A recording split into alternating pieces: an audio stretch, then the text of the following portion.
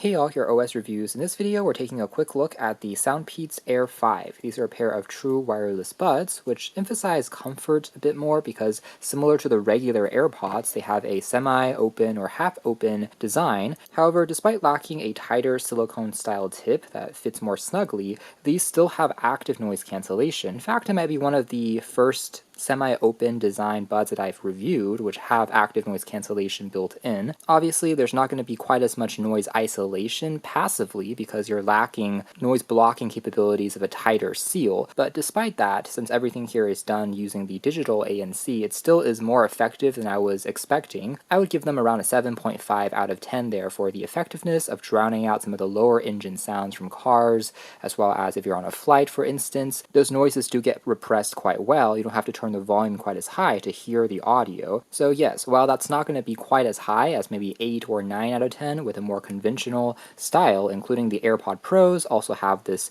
kind of in-ear silicone tip, but the benefit here is you are able to wear these, in my opinion, a little bit more comfortably for a couple of hours since they exert less pressure and you're able to still hear a little bit of what's happening around you if you have the ANC turned off. You can have a conversation or hear a car approaching on a street, for instance, and still cross it safely, being aware of what's going on, kind of like an alternative to some of those bone conduction or other open style headsets on the market. But what makes them unique is, again, they do have ANC, which is a feature that not many other open sounding buds will offer due to this type of design. So these really are catered towards comfort, as well as getting, as the name implies, an ultra lightweight, almost air-like wearing experience. For some quick top-line specs, these also come equipped with aptX adaptive codec support, making them high-res audio wireless certified, and it even comes with Snapdragon Sound inside as well. So if you have a smartphone with a Qualcomm chip, you can get fast pairing and connectivity, and otherwise using the latest Bluetooth 5.4. It gets around 30 hours combined with the battery case, with roughly 6 hours of continuous music listening. But if you have ANC turned on, that number drops a little closer to 5 hours. So when it comes to continuous listening sessions, it is actually a little bit shorter than some of the endurance champions that we've seen, and that might be because of the larger drivers at 13 millimeters that are often employed when it comes to these half-open design buds, because you have to have a bigger speaker, since compared to in-ear style buds, which may have a tighter seal, these have to rely on just a larger speaker in order to produce a similar effect. So that will probably drain a little bit more power combined with aptX. Still should be fine though for about a day or two's use without too many issues, and also comes with multi-point connectivity, such as a phone and a computer. It can dynamically switch back and forth between those devices depending on where you are playing back audio. And by the way, the 13mm drivers here, they claim that the mesh is actually using some materials imported from Japan using biofibers as part of that composite diaphragm. And again, the aptX lossless decoding can provide up to 4 times more detail versus standard Bluetooth SBC, up to 1.2 megabits per second transmitted wirelessly, and it can play back at 96 kilohertz at 24 bits. So if paired with higher end recordings, or if you're streaming tracks on Tidal, for instance, you can get full advantage of perhaps a little bit more detail being transmitted.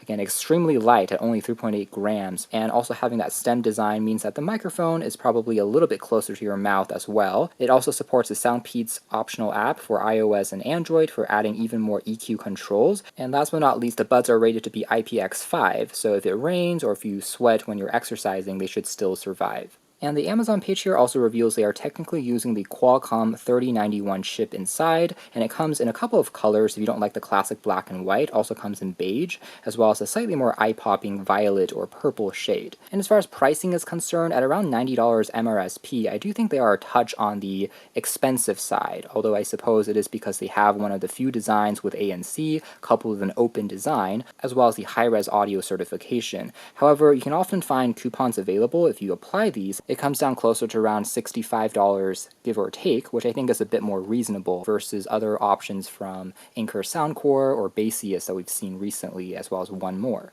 Now, a closer look at packaging contents here first. It's quite simple, and inside of the packaging here, we do get just a USB Type-C charging cable. There are no, again, tips because it is a one-size-fit-all with the open design, and there is a quick user guide plus a couple of stickers, which is maybe taking a page from Bassius. Use it to customize other objects with. Now, a closer look at the battery case, it is crafted out of a matte plastic material. Doesn't feel that different versus many other buds we've seen, though it has a few other accents here with the logo, and also a blue accented Type-C port for charging. Now, the battery case does not support wireless charging, however, versus AirPods, for instance. That could have been nice to find maybe in a next-gen revision, a reset key, and then the hinge here kind of opens at a more dramatic angle, but locks into place quite well, and the buds are secured using magnets. Here's also a quick comparison versus the kind of previous gen Air 4, but these are the Pros, versus again the Air 5s here. The difference being that the Pro model has that more conventional in-ear style silicone tip. So trade-offs being that this will get you a tighter seal, so even better effectiveness when it comes to the active noise cancellation, but you're losing out on the more naturally open sound, as well as slightly better comfort. You can definitely tell that they share DNA, though, with the SoundPEATS logo there on the front. Now, maybe one thing I would like to see as kind of a callback to some of their earlier generation products would be making some more of the clear, transparent, see-through casing designs. I think those were really cool if you wanted another option. Right now, all of their colorways are completely opaque, so you don't really get that see-through circuitry effect that we once saw. Perhaps one other feature that is technically missing, though, would be an auto play and pause functionality. There is no proximity sensor like on the real AirPods. Now, otherwise, they are again very lightweight with a touch-sensitive control on the front, which is pretty responsive, which features their slogan, "Hear Your Imagination." Otherwise, again, they are very comfy as you are wearing them, similar to the aforementioned AirPods. Moving into the app and connectivity, so under Bluetooth settings, you're able to immediately find a couple of toggles, including support for a Qualcomm aptX codec that you can control on and off, even without jumping into the companion app. It seems like they've been working on a migration between the classic SoundPEATS app that we saw on their previous products versus their brand new app, which, as we've touched on previously, offers very similar functionality. It's just a slightly more refined UI design. So I did say it's a little confusing why they couldn't just update their previous app and consolidate it into one as opposed to requiring a brand new app. But regardless, you can choose between those two options. The latest one, though, that is recommended is called Peats Audio.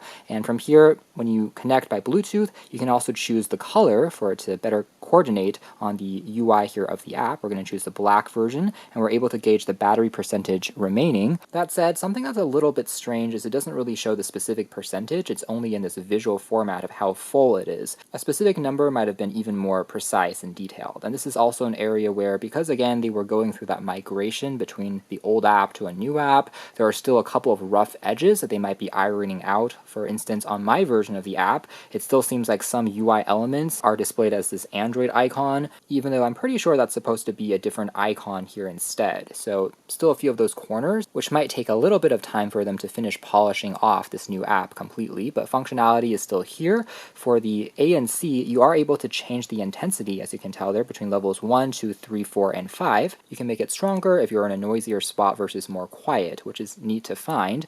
And you can also disable the touch controls on the stem if you find it to be too prone to accidental triggers, if you're just listening to an entire album, for instance, as well as activate a low latency gaming mode, which will be kind of the opposite of aptX adaptive. It really is just trying to compress some of the detail, but as a result, transmit it more quickly wirelessly so you can watch a video or game in a faster frame rate without things feeling quite as choppy.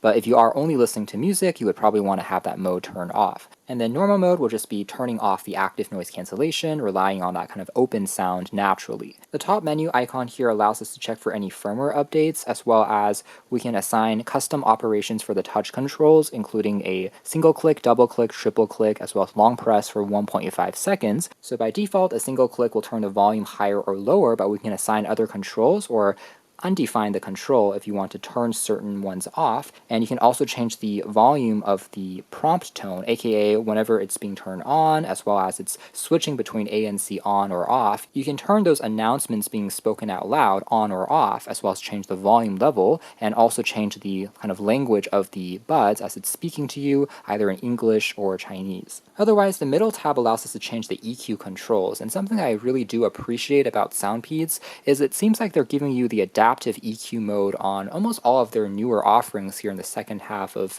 2024, through their new app at least. So this allows you to play back a hearing test essentially, and then say, do you like sound number 1 versus 2, and create basically your own personalized EQ profile, which does tend to make a difference and mitigate some of the blind zones in your hearing. In comparison, we've seen a couple of headphones now from Soundcore by Anker that are actually missing this adaptive EQ or Hear ID functionality. They're still reserving it for only their most flagship grade pair of buds, and almost of the other options, particularly the open style buds, are lacking this feature. But it looks like SoundPEATS, it's being more generous in providing this software feature on most of their catalog at the moment, which is good. Now, under additional presets, you can also go into classics, including this one here that is tuned by SoundPEATS themselves, which already sounds pretty solid. And you can also choose a couple of other options, including bass reduce, rock, classic, pop, folk, electronic, as a couple of other options. And then down below here, you can also add a more kind of detailed EQ curve by changing some of the frequency sliders yourself if you want that level of granularity. But if you're not as much of an expert and you just want to get started, I think that's where the adaptive EQ, which does it for you, is just a bit more helpful. So all in all, really not bad when it comes to giving you the basics. It's pretty fast to pair and control all of these settings. Now moving into the audio quality and performance, again, the 13mm drivers on the Air 5s deliver a pretty great audio experience. Now, because they are still open sounding buds at the end of the day, I wouldn't necessarily say that they're going to be earth-shattering in terms of bass. It certainly is present, and if you turn it up in certain profiles like bass boosted, you'll definitely notice its presence without really distorting or overpowering the mids and trebles. But bass is one area where sometimes having a tighter seal can make an even bigger difference.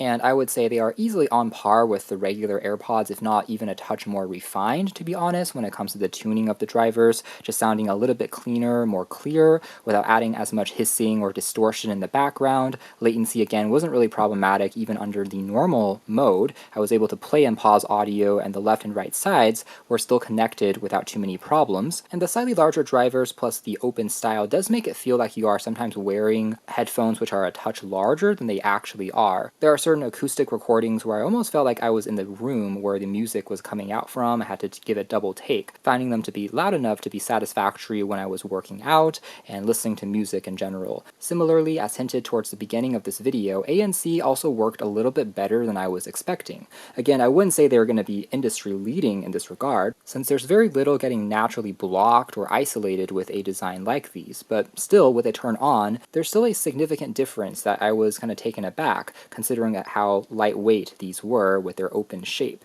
So if you are, again, listening in a busier cafe or trying to drown out some of the background noises, white noises of an engine, it does do a decent job. But as echoed earlier in this video, I would say the comfort, just being how lightweight they are in terms of their ergonomics, as well as just offering clear enough sound, dynamic enough as well with the adaptive EQ, plus the semi-open design is honestly something I do really like because it's easier to clean, again, gives you some of that ambient awareness of your surroundings, plus the ANC if you want to flick it on. So ultimately, these are a pretty well-rounded pair of buds just for, again, casual music listening in general. That being said, if you want something that is extremely pointed, such as having the best ANC or having the most bass with even more stacked drivers inside, these are still single drivers at the end of the day, then there are even options from SoundPEATS themselves that deliver in that regard.